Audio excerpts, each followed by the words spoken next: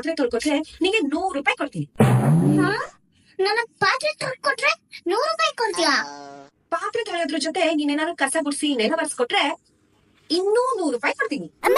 Total 200 ರೂಪಾಯಿ ಆಗುತ್ತೆ. ನಾನ್ ಮಾಡ್ತೀನಮ್ಮ. ಅಷ್ಟೇ ಅಲ್ಲ, ನೀನೇನಾದ್ರು ನಿನ್ ಹೋಮ್ ವರ್ಕ್ ಮಾಡಿ ಮುಗಿಸಿದ್ರೆ ಇನ್ನೂ 100 ರೂಪಾಯಿ ಕೊಡ್ತೀನಿ.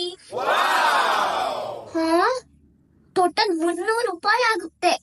ಹಾ ಅಮ್ಮ, ನಾನ್ ಮಾಡ್ತೀನಿ, ನೀನ್ ಆರಾಮಾಗಿ ಕೂತ್ಕೋ.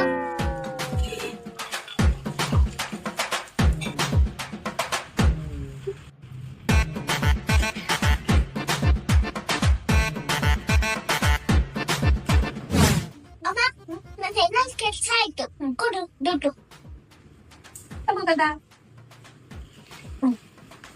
ಸರಿ ಇದೆಯಾ?